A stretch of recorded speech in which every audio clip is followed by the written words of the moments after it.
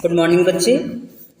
चलिए आज हम जो है सर्वनाम का शेष भाग पढ़ेंगे। सर्वनाम शब्द को हम पहले भी पढ़ चुके हैं। सर्वनाम के छह भेद होते हैं, जिनमें हम लोगों ने पुरुषवाचक सर्वनाम के बारे में पढ़ लिया है। तो आज हम दूसरा पॉइंट उसका जो है निश्चयवाचक सर्वनाम के बारे में पढ़ेंगे। तो चलिए निश्चयवाचक सर्वनाम किसे कहते हैं इसे जान लेते हैं। तो चलिए निश्चयवाचक सर्वनाम शब्द से ये पता चल रहा है कि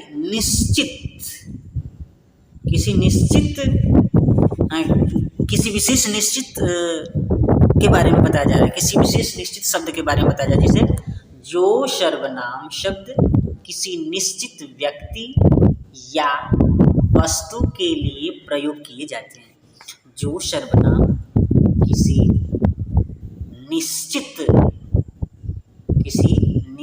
व्यक्ति या वस्तु के लिए प्रयोग किए जाते हैं उसे हम निश्चयवाचक सर्वनाम। जैसे यह, ये शब्द क्या है?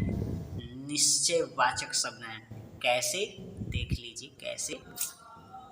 यह मेरा घर है। यह जो शब्द है यह मेरा घर है। यह दिखा रहा है, प्रदर्शित कर रहा है कि यही रेड कलर का जो हमारा घर है यही मेरा है। पीला वाला नहीं है, नीला वाला नहीं है। ये जो रेड कलर का है, ऊपर जो है छत वाइट कलर की, और जो है इसके जो बरजे हैं, जो दरवाजे हैं वो पीले कलर के हैं। ये देखिए, ये वाला, यही हमारा घर है। यह मेरा घर है। ये निश्चित कर रहा है कि यही मेरा घर है और कोई दूसरा नहीं है। ये निश्चित हो रहा है, इसीलिए यहाँ पे निश्चयवाचक सर्वनाम का प्रयोग किया गया है। दूसरा जो है वाक्य देख लीजिए, थोड़ा सा इसको ऊपर करते हैं, इसके बाद देखते हैं। देखिए इसमें दिया है ये मेरे मित्र हैं। ये किसके मित्र हैं? ये मेरे। ये दोनों मित्र जो दिख रहे हैं ना, ये मेरे हैं। ये निश्चित है कि ये मेरे ही मित्र हैं, कोई दूसरा नहीं है, बल्कि ये क्या है?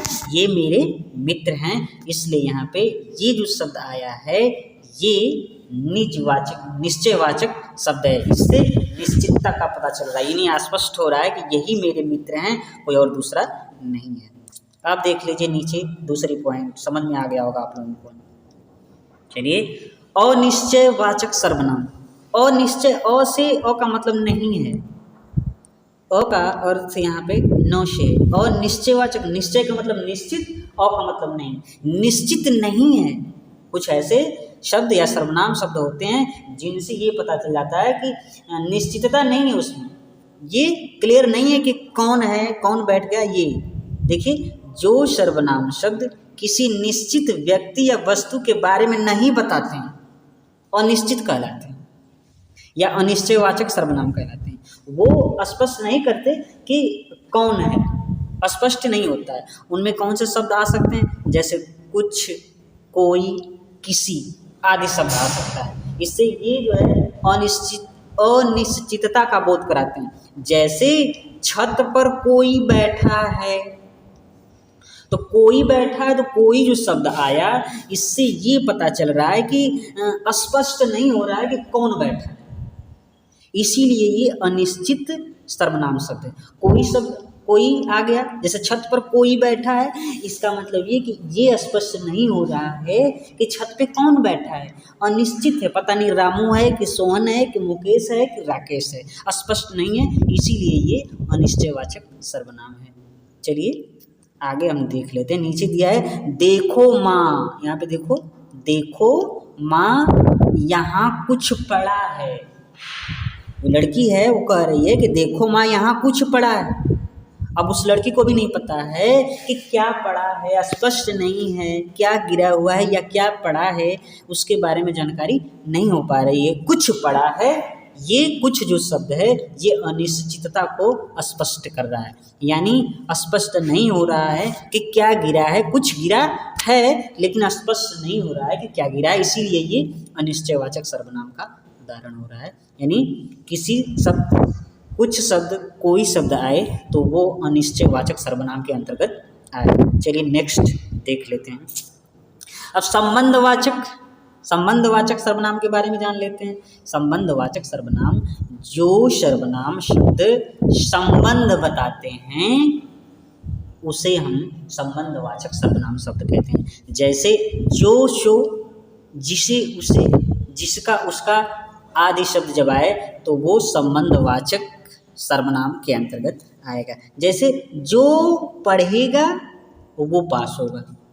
देखिए आपस में दोनों में संबंध हो रहा है, यानी जो पढ़ेगा वही पास होगा, ये बात बताई जा रही है। यानी दोनों आपस में क्या हो गए, जो और वो जो शब्द हैं वो संबंध को प्रदर्शित कर रहे हैं। संबंध आपस में जुड़ाव हो रहा है। कैसे कि जो पढ़ेगा वही पास होगा, यानी संबंध इसीलिए हो रहा है कि जो नहीं पढ़ेगा वो नहीं हो पाएगा, यानी संबंध जुट रहा है कि जो पढ़ लेगा वो पास हो जाएगा। ये चीज़ संबंध आपस में जुड़ाव दिखा रहा है। आगे देखिए,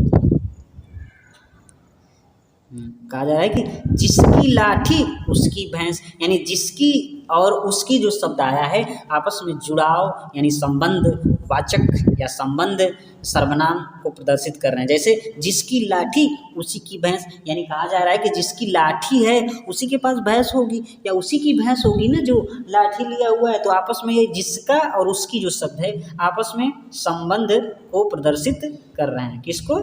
संबंध, संबंध, संबंध को क्या कर रहे हैं? दिखा रहे हैं। जिसकी और उसकी, यानी जिसकी लाठी है उसी की भैंस हो सकती है। ऐसा नहीं कि जिसकी लाठी नहीं है उसकी भैंस है, ऐसा नहीं बता रहा है कि जिसकी यहाँ पे कोई भैंस दिख रही है तो जिसके पास लाठी होगी उसी की भैंस होगी, ऐसा दर्शाया जा रहा है, यानी संबंध को प्रदर्शित किया जा रहा है। चलिए नेक्स्ट, प्रश्नवाचक सर्वनाम, इसे देख लेते हैं। प्रश्नवाचक सर्वनाम किसे कहते हैं देख लीजिए।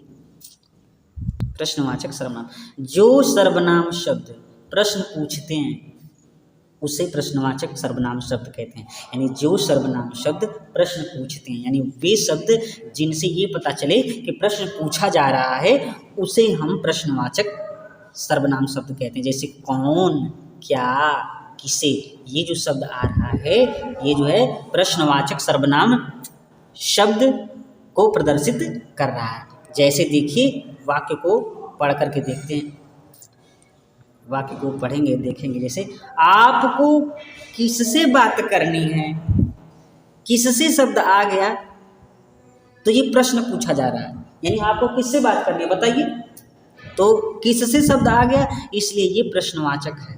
क्या है? प्रश्नवाचक है। इसके द्वारा, इसका चिन्ह है प्रश्नवाचक का, इसके द्वारा भी आप पहचान सकते हैं कि ये प्रश्नवाचक, ये वाक्य जो है प्रश्नवाचक है। कैसा है? प्रश्नवाचक है। तो चलिए देखिए, बाहर कौन है, ये प्रश्न पूछा जा रहा है। बाहर कौन है, ये प्रश्न है कि बाहर कौन है। तो कौन जब शब्द आ गया तो ये प्रश्नवाचक शब्द है या प्रश्नवाचक सर्वनाम शब्द का प्रयोग किया जा रहा है, इसलिए ये प्रश्नवाचक जो शब्द है ये कौन सा शब्द है बताइए? प्रश्नवाचक सर्वनाम शब्द कहलाएगा। यानी कौन, क्या, किसे जो शब्द आ रहा है, कौन, क्या, किसे, ये प्रश्नवाचक सर्वनाम के अंतर्गत आ रहा है। अब देख लीजिए लास्ट यानी छठा, निजवाचक सर्वनाम, इसे हम देख लेते हैं। ये शब्द जो है निजवाचक सर्वनाम शब्द है। कौन सा शब्द है? निजवाचक। थोड़ा सा और नीचे कर लेते हैं, इसके बाद देखते हैं। हाँ, ये हो गया आपका निजवाचक सर्वनाम। वे सर्वनाम शब्द जो व्यक्ति अपने खुद के लिए प्रयोग करता है उसे निजवाचक सर्वनाम शब्द कहते हैं। वे सर्वनाम शब्द जो व्यक्ति अपने खुद के लिए प्रयोग करता है उसे हम निजवाचक सर्वनाम शब्द कहते हैं। निजवाचक सर्वनाम शब्द कहते हैं। जैसे स्वयं, अपने, आप, खुद के लिए प्रयोग किया जाने वाला जो शब्द है वो निजवाचक सर्वनाम शब्द के अंतर्गत आता है। तो चलिए देख लीजिए, जैसे यहाँ पे दिया है मैंने यह चित्र स्वयं बनाया है, तो स्वयं शब्द आ गया तो ये क्या है? निजवाचक सर्वनाम के अंतर्गत आएगा। मैंने यह चित्र स्वयं बना लिया, ये जो है निजवाचक सर्वनाम के अंतर्गत आएगा। ठीक उस तरह दूसरा, मैंने अपना गृह कार्य कर लिया। तो अपना जो शब्द है ये निजवाचक है, अपने लिए प्रयोग किया जा रहा है। मैंने अपना गृह कार्य, जो मेरा गृह कार्य है मैंने उसे क्या कर लिया है, पूरा कर लिया है। तो सर्वनाम से संबंधित जो परिभाषाएं सब कंप्लीट हो गई हैं। अब नेक्स्ट वीडियो में मिलेंगे, आप इसे पढ़ते रहिए, लर्न करते रहिए, फिर हम नेक्स्ट वीडियो में मिलेंगे। तब तक के लिए नमस्कार।